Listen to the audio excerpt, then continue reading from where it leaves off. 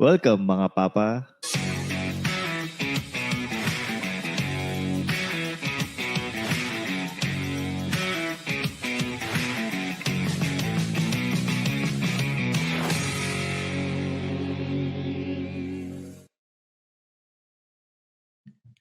po si Ingo at kasama pa rin natin ang host ng Konichi Mates.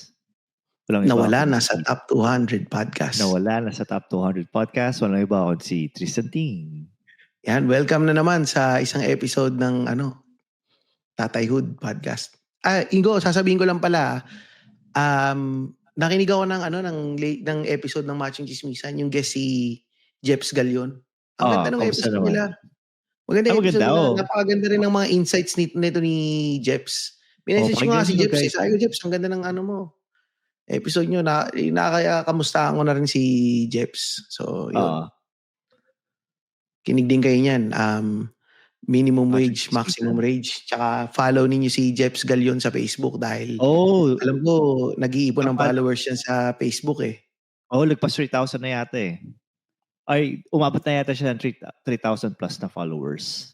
Hindi lang naman yata 3,000 hinahabol niya. Parang 70,000 ba o something. 70,000 ba? Yata. Pero lagpas na yata siya ng followers. Pero follow nyo rin yan, si Jeps Galion.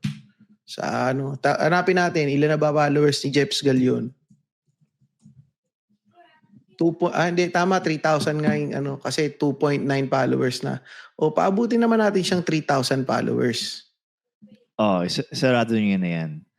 Sarado na natin ng 3,000 followers yan.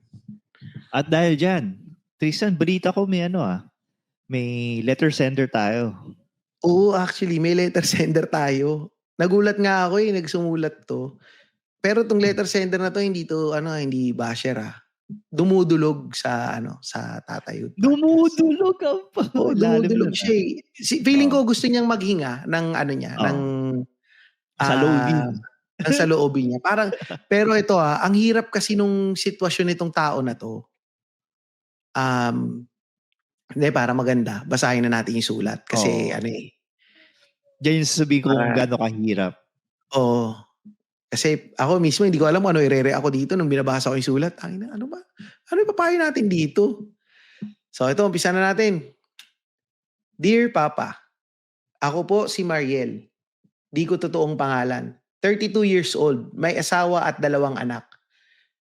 Pero Tristan at Ingo, meron akong secret na matagal ko nang tinatago. May minamahal akong iba. Putang ina. Bago pa ako ikasal sa asawa ko, may karelasyon akong babae. Siya si Joe. Mahal ko siya, mga papa. Pero natakot ako noon sa pamilya ko at sa mga kapitbahay at sa mga sasabihin ng mga tao. Lalong-lalo na sa nanay ko na laging sinasabi, sayang ka, maganda ka pa naman, kaya pinili kong magpakasal sa lalaki para lang magmukha akong normal. Sa kasal namin, si Joe pa ang tumulong para mag-ayos. Sabi ko sa kanya, best friend lang tayo pero alam naming pareho na hindi totoo yun. Hanggang ngayon, kilala siya ng asawa ko bilang best friend ko since college. Pero mga papa, hindi na ako mapalagay tuwing nakikita ko si Joe. Gusto ko siyang yakapin pero kailangan kong magpigil. Siya naman laging nandyan, laging hinihintay. Parang standby lang. Sabi niya, hintayin ko yung araw na malaya ka na. Pero paano kung hindi na dumating yun, mga papa? Mahal ko ang asawa ko bilang ama ng mga anak ko. Pero kay Joe, doon ko nararamdaman kung sino talaga ako. Pagod na akong magtago, pero takot din akong sirain ang pamilya ko. So mga papa, mali ba akong piliin kong maging totoo sa sarili ko kahit may masaktan? O dapat bang ituloy ko ang tahimik kong papel bilang asawa, nanay, at quote-unquote best friend? Bago tayo magpatuloy, shoutout daw kay Masa Mulak mula kay Lance Leland Canlas. Oo nga. Tsaka shoutout sa'yo, Sir Sunny. Ito nga si Masahiro, comment kagad, hiwalayan mo na. Ganyan talaga yung mga babaero Ganyan yung mga niyan Babaero ba si Masa? Ay, Pero hindi actually, anyway, hindi. bago pa tayo malihis. Okay. Eto, Paano 'to, nakakatawa. Ingo? Kasi hindi ko alam, eh. Papaano ba ako sa totoo lang, hindi ko alam anong sasabihin ko dito sa episode na 'to, So, ewan. Ako ako iniisip ko siguro kailangan ng ilagay sa Urban Dictionary na kapag ibig sabihin ng best friend, ibig sabihin secret partner mo na hindi ayaw sabihin na isa kang homosexual kaya best friend ang tawag. Mag-best friend kayo ni You ni know? Makoy Pare, kaya ba Well, umalis ka na sa Matching Chismisan kasi tuwing Oo, nakikita mo siya gusto mo rin siyang yakapin? inuuna niya yung asawa niya, hindi niya ako sinama sa Eraserheads concerts eh.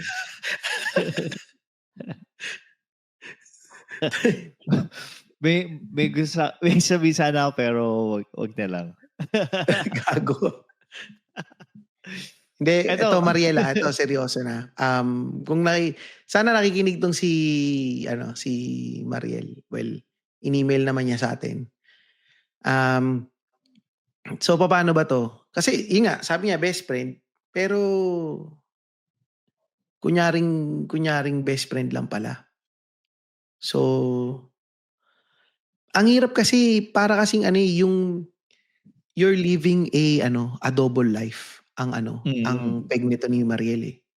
Na isa kang nanay, isa kang asawa, pero yung mo pala, yung gusto mo pala talaga babae.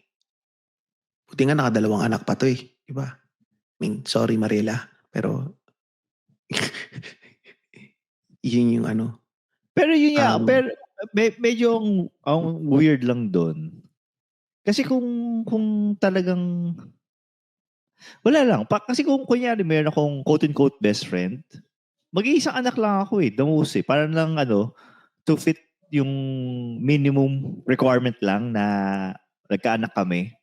Yung para masabihan lang na uy, kunyari ako, sabihin nila, uy, bakla naman yung si Ingo eh. Tas sabihin ng ibang tao, uy, hindi may anak siya. Parang may di ba yun lang naman yung requirement para madaling ma-defend? Kasi alam nila, pull out yung OG Diaz card. Yun nga, pull out ko na OG Diaz, 5 anak nun. Pero naka-lipstick. Pero yun, kumbaga may layer of defense. Pero ayan, dalawa yung dalawang anak. Ang weird lang. Dapat isa na lang eh. Well, yun nga parang wala na nga tayong magagawa doon eh. Baka naman kasi tinry naman niyang labanan. Feeling ko tong tao na to, kasi yun nga, takot siya sa mga sasabihin ng pamilya niya, ng kapitbahay. Parang tinry niya sigurong labanan yung pagka-tomboy niya. Tinry niyang maging quote-unquote normal, na magkaroon ng normal family. Kaya siguro inano niya na, hindi, mag-aanak kami. Okay na to. And tingin ko, ginawa niya to fit that mold na, okay, 2 anak, may asawa, at least tingin ko, makaka-move on na ako. And talagang magiging best friend na lang talaga kami nito ni Joe. Pero, parang, ang hirap kasi ito, tulad na ito, sa comment nito ni Masahiro, sabi niya, kung mahal mo talaga yung tao, pakawalan mo na kasi kung natakot ka sa judgment ng mga tao noon, paano mo nasabi na ready ka na harapin ulit yung judgment? Tama, mismo.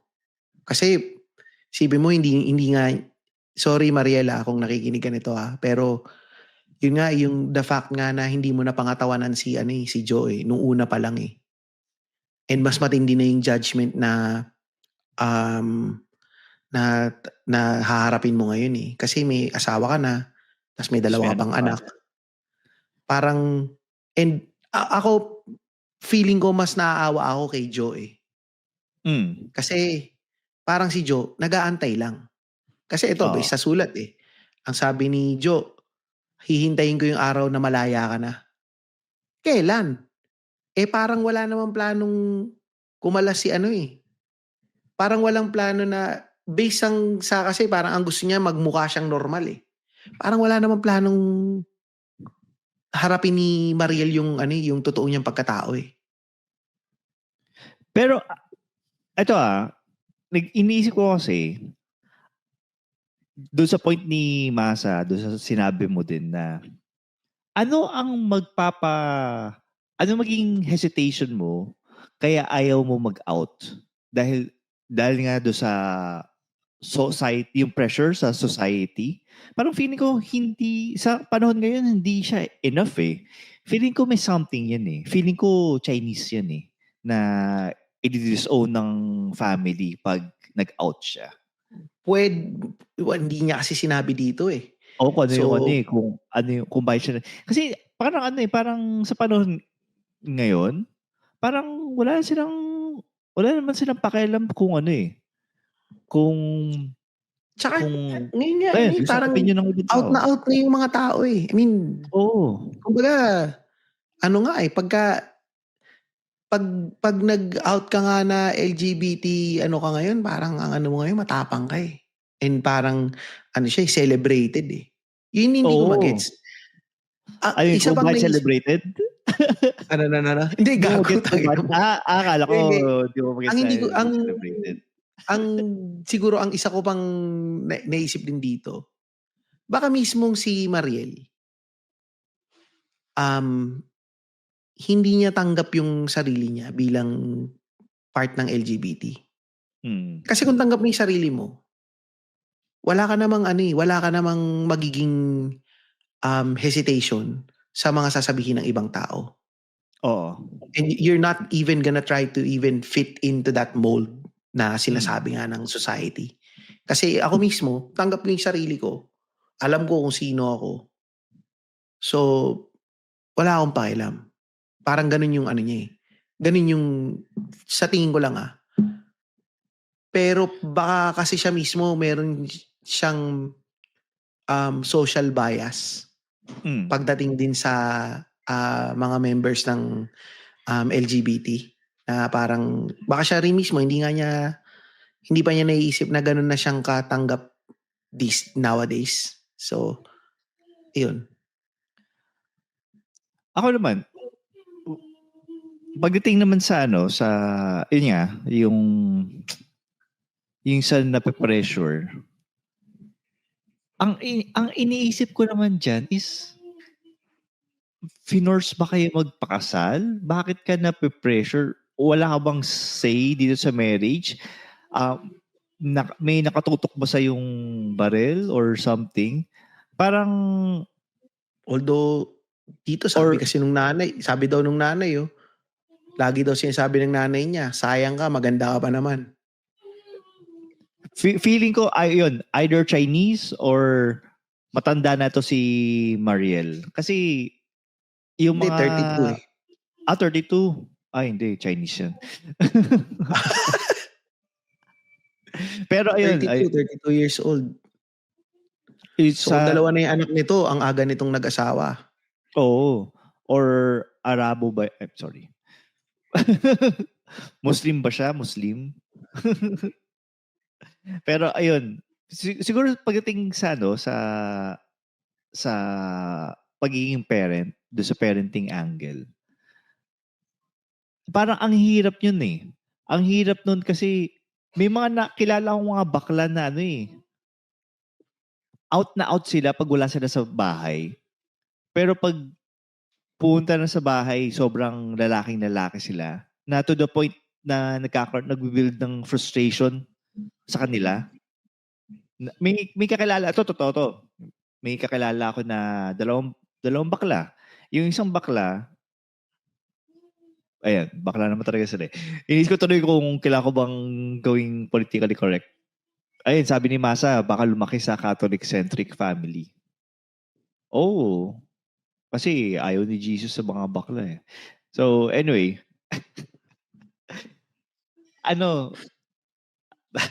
Sorry. Sabihin ko, ayun, may kilala akong dalawang bakla.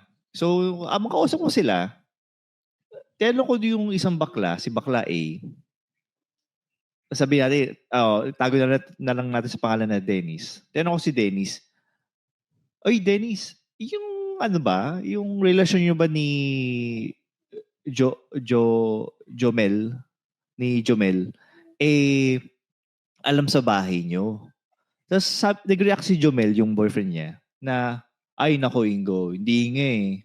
Parang galit pa nga. So, ini-imagine ko na lang yung frustration between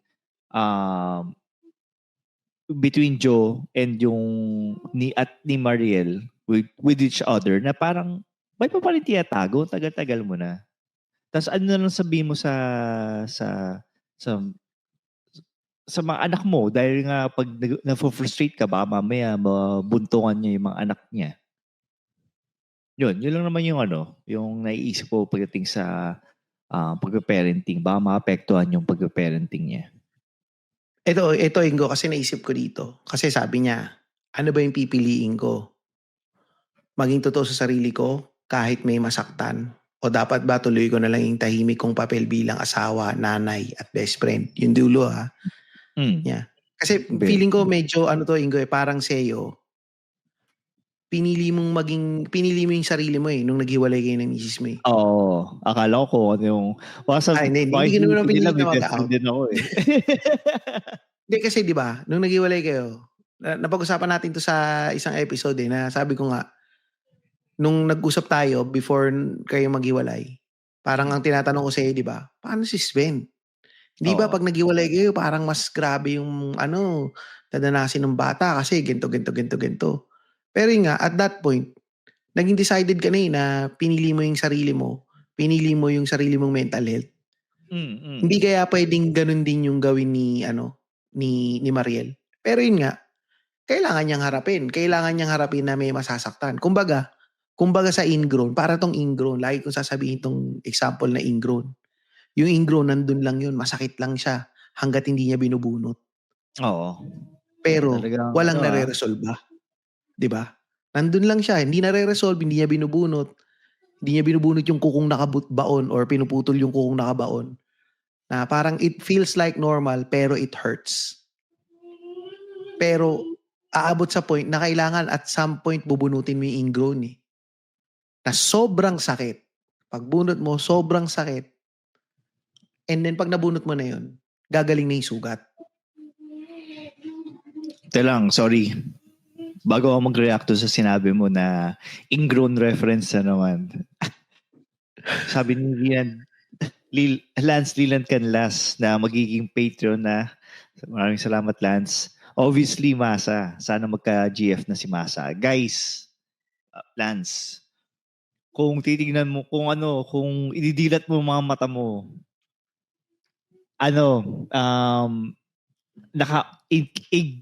incognito si Masa ngayon. Na siya, na soft launch siya na kayang girlfriend. Malalaman nyo kung sino yung girlfriend niya. Na soft launch na siya. Si Tristan, nagwagawa ka na chismis. Si Tristan alam Si Tristan alam.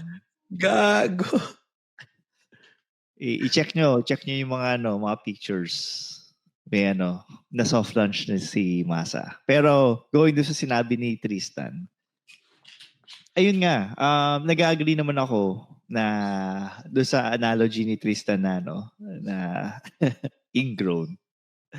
At saka, parang, pero before siya mag-out, ayun, nag-agree ako sa sinabi ni Tristan. Pero before siya mag-out, make sure na mature na yung mga bata enough to understand yung circumstance nila.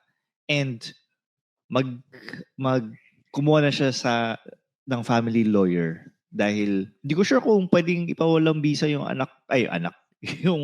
yung kasal dahil sa homosexuality. Hindi ko, Pwede yata. Ito, Attorney Joy, kung nakikinig ka, paki-clarify naman to. Pagka tomboy ba yung babae, pwede bang mapawalang bisa yung kasal? Oo. Pero kasi babae, ang madalas na narinig natin pagka bakla yung lalaki, di ba? Pagka tomboy, kung ang gusto pala ng babae din. Ganun din ba yun? Does it work both ways na kaso si Marin parang bisexual kasi nagkaanak na siya ng dalawa Oo, yun nga, kaya nga sabi ko nga, feeling ko nilabanan niya 'Di ba? May Sabagay, mga si ganun, eh. OG Diaz nga, di ba, yung anak eh. Oo, nilabanan niya, 'di ba? 5 anak ni OG Diaz, eh. So, parang Mariel, pinapahirapan mo kami. Ang hirap nung ng sulat mo na 'to. Parang eto nga sabi nito ni Mark Aris Montero, sa tingin niyo mga papa, magiging okay kaya if aminin niya sa asawa niya yung totoo? Para sa akin, Depende it takes a lot of courage para gawin niya yan. Pero maganda yan Ako, na aminin na lang niya. iaminin na lang niya. Kasi, baka ma-Brokeback Mountain sila eh. Na nakasira lalo sa relationship nila eh.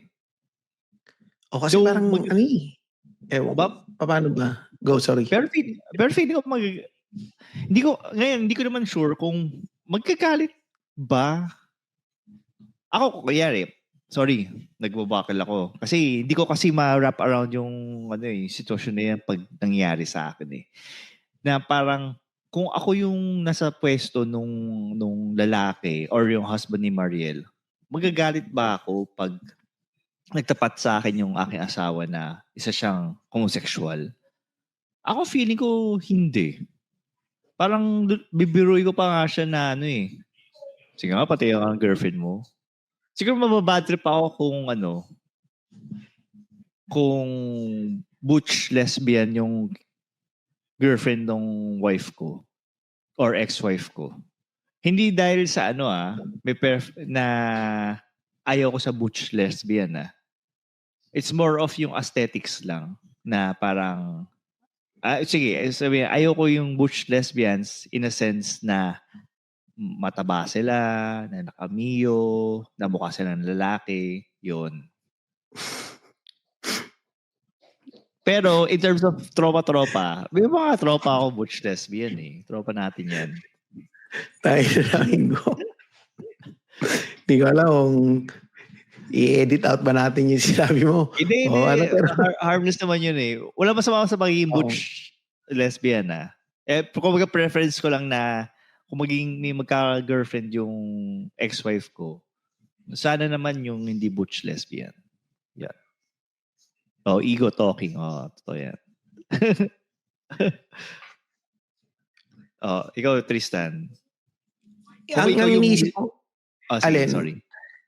Hindi, tatanong sana kung ikaw yung receiving end ng news na kunyari, aamin si Luis na sa akin masakit.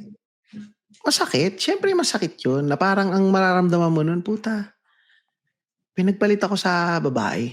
And parang ang mararamdaman mo kasi nun, feeling betrayed ka.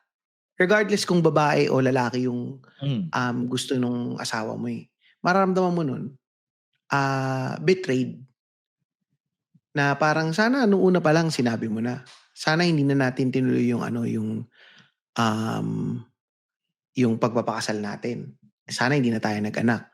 Kasi nangyari ngayon, tulad yung sasabihin ko, dapat gusto ko rin tignan kasi yung parenting angle eh. Dahil, paano mong sasabihin sa mga anak mo yan ngayon?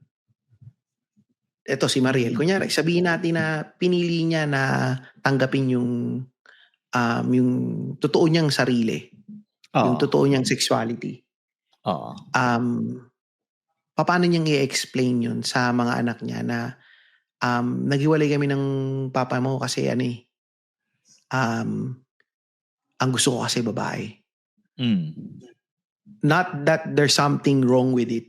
Dahil sa panahon ngayon, tinuturo na rin naman yan sa mga sa school eh, 'di ba? Na parang politically correct na yung mga tao eh na okay lang yan.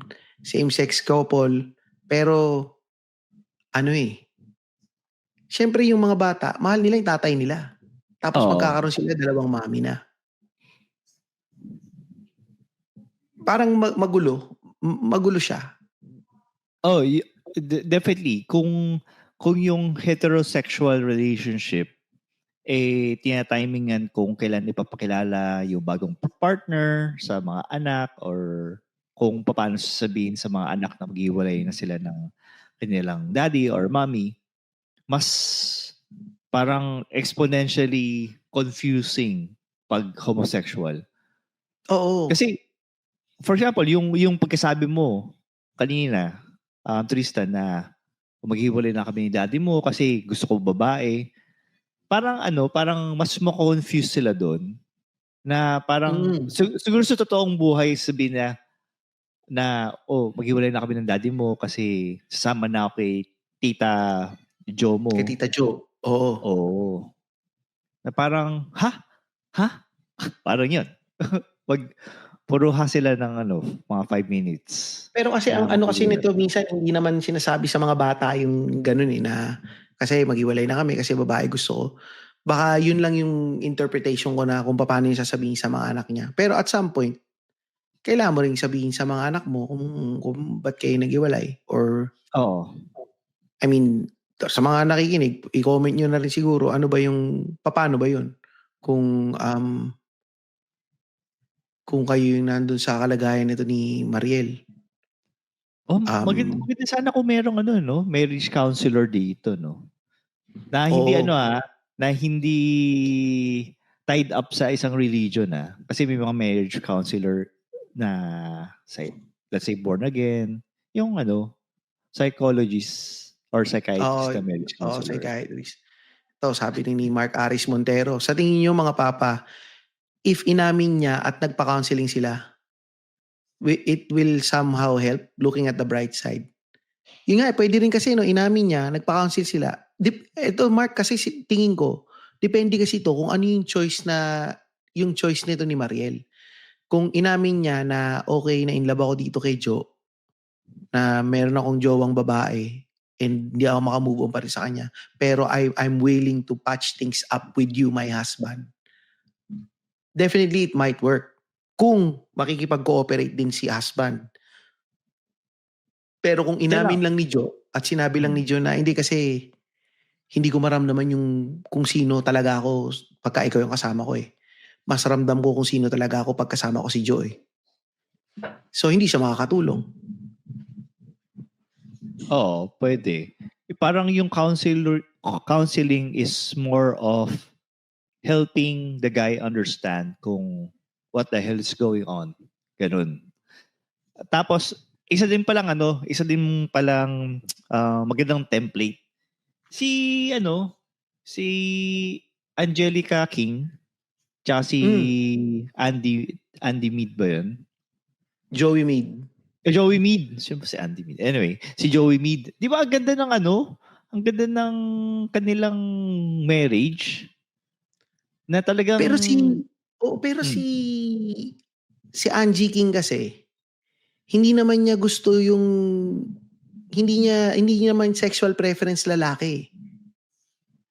Ang preference lang niya, maging mukhang babae. Pero hindi niya preferred na magkaroon ng partner na lalaki. Mahal pa rin niya. Oo, mahal pa rin niya si Joey Mead. So parang medyo confusing nga yun kasi parang quote-unquote, bading siya. Na trans woman siya, pero lesbian siya. Kasi ang partner niya, babae din. So, yung mga gino-joke pala dati na kung magiging bakla ako, gusto ko maging tibo. Parang tibo ka, pero lalaki ka.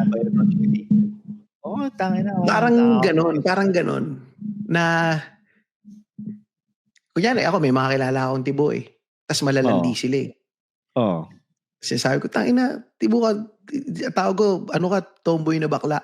Kasi nga, malandi sila. Yung mga sabi ko, malaking titi mo, mga ganun yung mga pinagsasabi. Pero parang naisip ko, tangin na, para kang bakla, pero tomboy ka. Parang may ganun. Ewan ko pero yun yung alam ko yun, kasi napanood ko yung interview nila na si Angie King, pa rin, hindi siya attracted sa mga lalaki, in short. And still, she still wants to be with Joey. Yun yung niya, yun pa rin yung asawa niya. Gusto lang niya magmukhang babae, in short. Okay, so naka-cosplay lang siya 24/7. Parang gano'n, parang gano'n. Kasi parang alam ko nung nag-umpisa nga daw 'yun ano, eh, nung umpisa parang sila lang yung may alam na pareho na nagdadamit babae sa bahay Mm. si Angelo King. Oo. And support lang na parang, "Oh, sige kung ganyan yung trip mo, eh, di sige suotin mo yung panty ko or suotin mo yung damit ko and Hmm. whatnot." So, 'yun, um, ang hirap Ano nung pa? ano nahirapan ako dito sa ano na 'to kasi papaano niya kasing ang tanong kasi dito rin, ang isa ko pang tanong ko sa sarili ko dito rin kasi is, papaano yung iba-balance ni Mariel yung pagiging totoo sa sarili niya versus sa pagprotekta sa stability ng pamilya niya. Kasi siyempre 'pag nagkapamilya tayo ang priority na natin yung mga anak natin, eh. Priority natin yung anak natin, yung asawa natin. Hmm. Um, pero kung hindi ka naman totoo sa sarili mo, papaano mo mapoprotektahan yung pamilya mo? Oo, yung mga medyo delikado yung ano, eh. Hindi naman delikado, pero parang ang weird ng maging dynamics niyo as a family. Kasi one side is, yung side mo, gusto mo nang kumawala sa relationship. At the same time, meron ka ng family, eh. Kung mawala ka sa Mm, relationship, kailangan mo pa rin isipin yung well-being ng mga anak mo. yung anak mo. Tsaka siyempre, oo, taas yung impact din yun sa decision mo sa partner mo. Kaya mahirap. Tama si Hindi, Masa, ano, one-sided din yung story. eto isa pang naisip kong theory, dito sa Mm. ano, feeling ko dapat hindi naman sa dahil sinisisi ko si Joe. Alam ko biktima rin dito si Joe, eh. Mm. Pero feeling ko dapat nung time na nagpakasal na si Mariel sa lalaki, si Joe mismo nag-move on na siya. Tinigilan na niya. Oo, na as in parang ginawa niya, nag-move on na siya, hindi na siya nagpakita, hindi na siya nagparamdam kay Mariel Mm. para to help Mariel din to actually move on with her life. Na ito yung Oo. pinili ni Mariel, eh. Kailangan ding isaksak sa isip nito ni Joe na ang pinili ni Mariel yung ano, eh, yung sasabihin ng mga society. Hindi niya ako pinaglaban, eh. Hindi niya ako um, hindi niya ako kayang pangatawanan, eh. So ako Oo. dapat mag-move on na din ako. Maghanap ako nung kaya akong pangatawanan. So kung yun yung pinili ni Mariel na magkaroon ng normal family, then so be it. Then yun yung pinili niya, yun yung choice mo. Igalang niya yun and wag na siyang umaligid. Kasi mas makakasira pa yun kay ano, eh, kay Mariel, eh. Lalong-lalo na may mga anak na.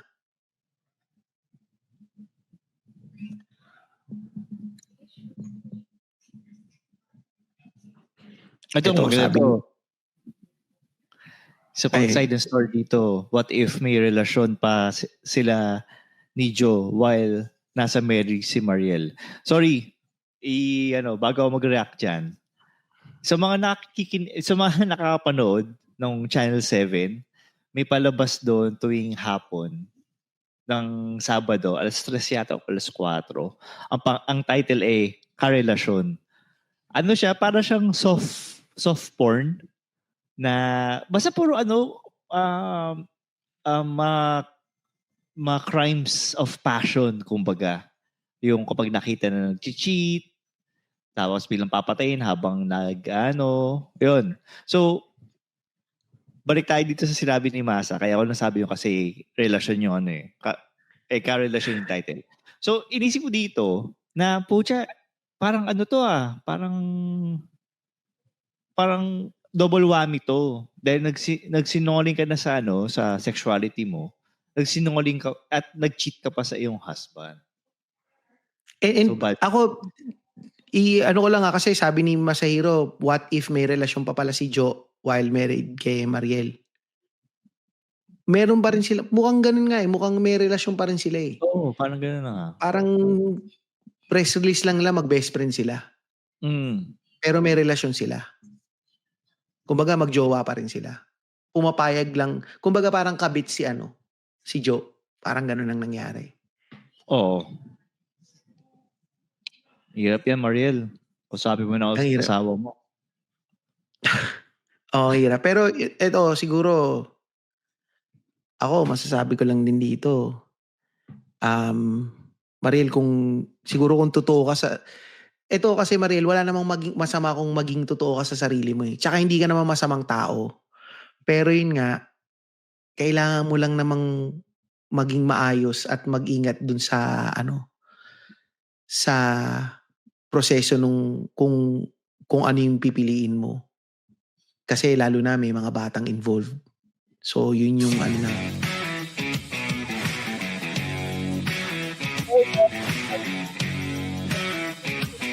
Buti na lang pinutol mo na, Ingo, dahil nahihirapan ako sa letter sender lang ko. Oo nga. Dahil dyan, magbabasa ba? Magbabasa ba tayo?